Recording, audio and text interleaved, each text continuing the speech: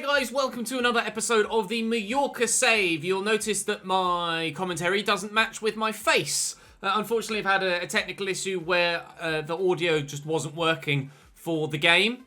So it wasn't working for my mic either. So unfortunately, it was an audio-less piece of footage. So I've edited together the highlights, and this will be a post-commentary episode, hence the length of it, obviously. It's not until I edit it together in post, and the video is only 15 minutes long, that you realise just quite how much fuller live commentary is. But today we have Elche, who are bottom of the table.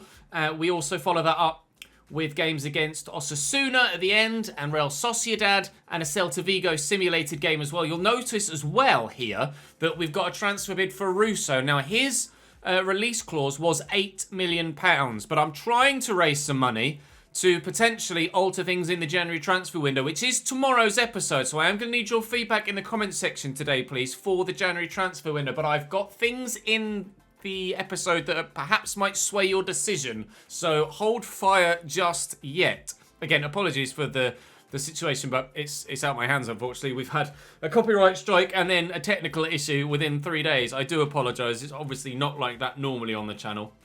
I've just had a bit of bad luck a couple of games in a row, or a couple of days in a row. But Elche away from home here to start.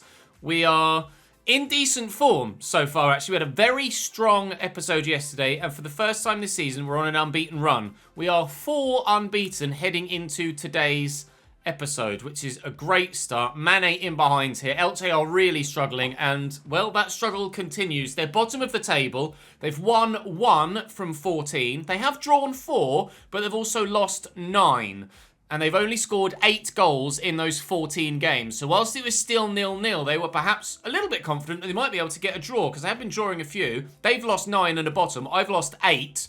And are outside the relegation zone and significantly further higher than them. So we nearly got a free kick there, but as soon as the first goal went in, Elche's heads will probably have dropped and be like, well, we're not scoring, so we're not getting back in this, are we? And then when Brenner, really sharp turn, firing that into the top corner, gives us a 2-0 lead, I think Elche kind of knew that was game over from there. They did give it a good old go and try and get themselves back in the game, but we have been pretty strong recently at defending stuff. Yesterday's episode was much better than the one before, and unfortunately, we did get kind of hammered in the episode before that. But we're back on. Oh, I mean, what a through all that is for Insua to bury into the back of the net. Still contemplating what to do with him. It is going to take like 2 years to retrain him to a centre forward, so that idea isn't necessarily something we can look to at this stage.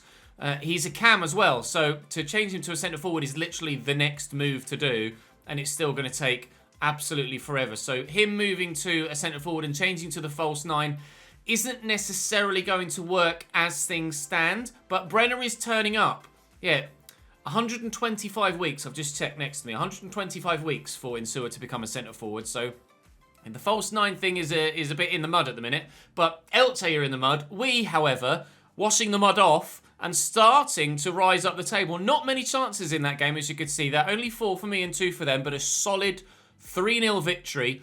And I'm really pleased with how that one went. We've got Celta Vigo coming up in a moment. That will be the first simulated game of the day. Well, the only simulated game of the day. We have 4th place Real Sociedad and Osasuna later. We did get this loan to buy bid from Saint Etienne as well. And, well, I entertained it because I'm not using Diabate. I won't use Diabate, so there's no point him being here. I did go in with the intention of trying to turn the loan bid to a transfer bid, but there isn't the option to do that. So initially they came in with a loan to buy for a 2-year loan. I renegotiated to a short-term loan and then tried to negotiate a transfer fee of £3 million, which they duly accepted. So thank you very much for that. I appreciate it very much, Mr. Saint Etienne. But this is one of my positional changes I was thinking of doing. Kufre to left mid. Unfortunately, it's going to take 61 weeks to retrain him to have that as his default starting position. But he does have left mid in his positional range already. So I've trained him for 2 weeks, or I am training him for 2 weeks to be a left wing back in the hope that it's not going to take anywhere near as long to then get him to left mid. But it's probably not going to work that well for me. But considering it's already in his options of positions, I think that's fine. And that is my plan at this stage, to sell Zlatanovic, retrain Lamkelze to striker, move Kufre from left back to left mid, and then sign a new left back with the money that we've got. We've sold Russo, now that has gone. That will go. He will go. That money will come in at the beginning of January, and January the 1st. We'll have about £13 million to spend.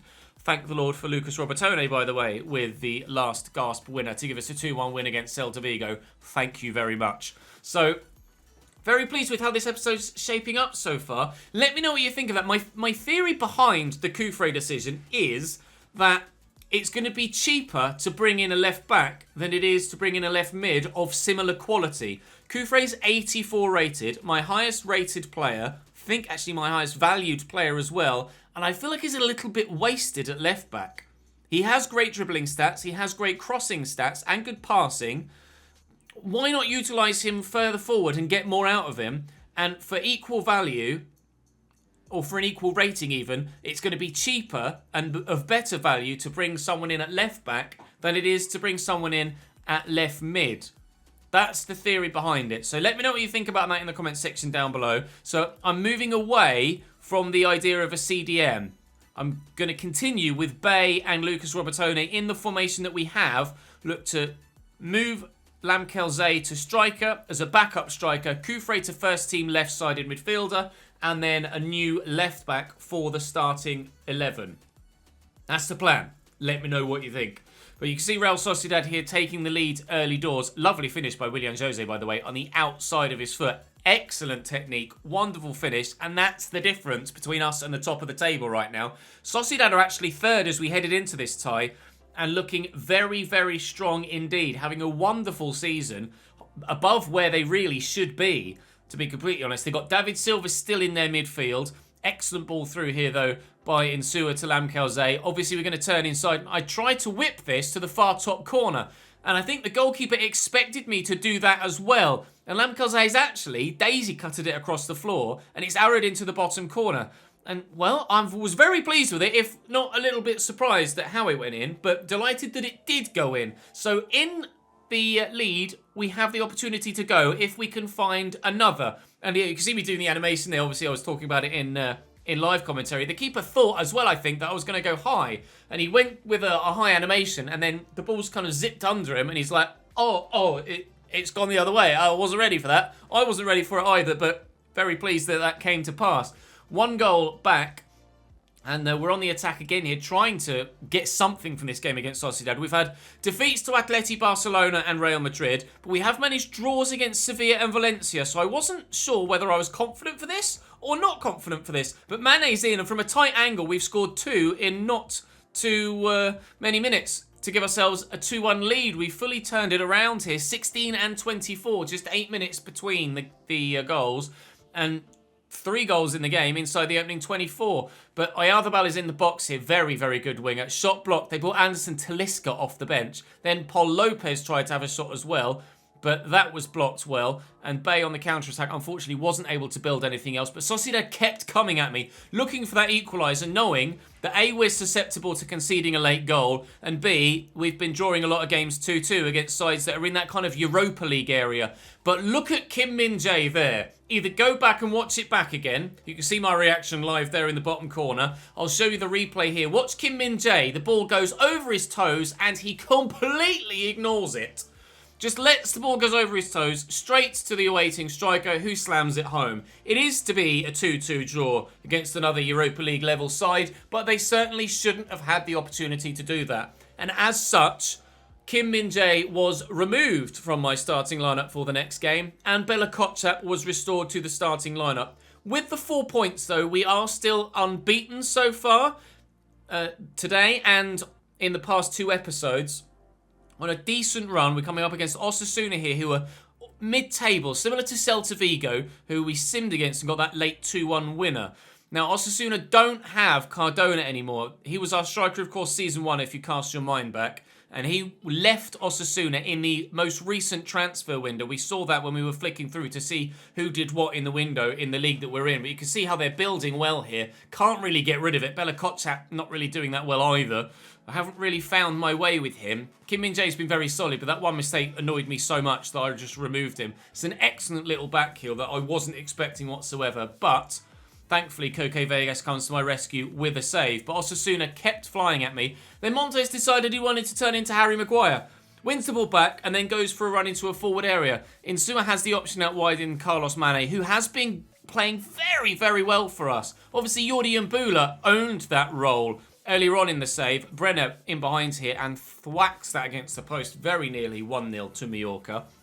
Mbula owned that right side of midfield role. He's obviously out injured right now. And now Carlos Mane, who normally I utilise on the left, is making that right mid slot his own as well. So we have good wide options at the minute, and I'm hoping to add to that with Kufre. He's obviously got a number of assists with his excellent crossing before now. We have contemplated moving him forward in an earlier season, decided against it. I'm also going to decide against any further first-time shots with Federico Insua moving forward, because that was woeful. A free kick in stoppage time here, and Bella Kotchap again brings it down. I asked him to clear it, and he just took control and then tried to run with it, which caught me by surprise. Thankfully, Koke Vegas made the save for the secondary effort, and we didn't go behind. Just waiting for support here with Brenner. And forward it comes from Luca Robertone. Brenner again. Bit of space, lets the shot fly, but it's a good save by Perez, the goalkeeper. And unfortunately, we aren't able to take a 1-0 lead just yet. But Federico Insua around the outside. 5-star weak foot, but blocked well by David Garcia. So,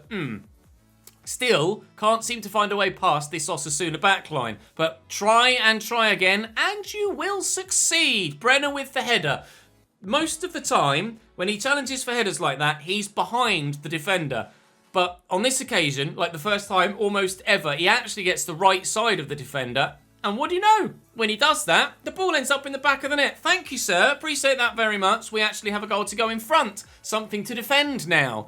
And Osasuna had been flying forward throughout the entirety of the game previously, as you saw. Squared inside here, and I expected the first time shot, so I committed with the defender to try and block it. And as you can notice, unfortunately, he didn't go for the first time shot. He took a touch, which meant I overcommitted with the defender, and then he was able to squeeze the shot between the overcommitting defender and the goalkeeper, and unfortunately, Osasuna find themselves level. 9 minutes to go now. Now, we've conceded late goals recently, but can we score a late goal? That's what I was asking myself. Brenner has been in great form of late, back in the running to stay at the club for a long time. Another Insua left-footed shot is blocked well by the defender, and unfortunately, it was only to be a point from that game. So, yes, we're still unbeaten. Yes, we're still improving, but we're not quite where we want to be. But we're up to 12th, but do notice there, we've played 18. So if everybody else below us wins their games in hand, we will drop down to 16th. So, it's still not amazing, but you will also notice that Valladolid are still on 11. At the beginning of the episode, they were on 11, so they've lost 4 straight. So whilst we're not that far away from 16th and 17th, we are significantly clear now of the relegation zone. Elche have picked up some points throughout the course of the episode.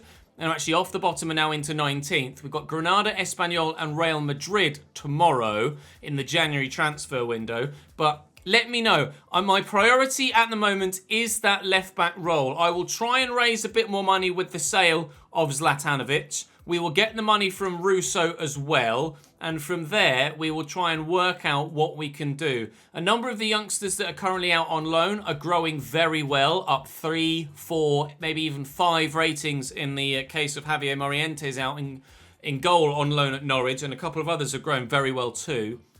So I'm not really feeling the need to delve more into youth. We've got some players that with continued loan football could get themselves into the first team picture. You also notice I'm changing Insua's number there. You guys let me know in the comments section that in Spain, you're only allowed to register first team players from numbers 1 to 25. So we couldn't give Insua that 28. So I dropped him to 25, so it's still the highest one. Lombardo's contract is expiring, so I went to offer him a new one there. He's on $4.5 grand and he wants like 19. So we'll have to renegotiate that.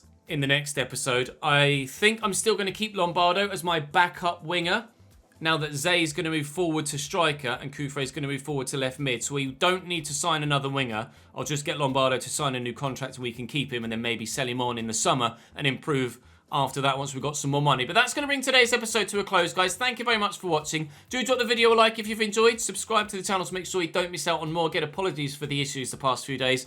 This should be the last of it. But for now, that's all from me for today. Appreciate your support over the weekend with the Streamer Showdown. I'll be back live on Twitch tomorrow evening as we end the season at Cambridge and try and secure Champions League football for the next season. It's going to be an interesting week, both here on the YouTube channel and on the Twitch channel as well. So do join me. But for now, appreciate your support, lads. Thank you very much indeed, and I will see you in the next one.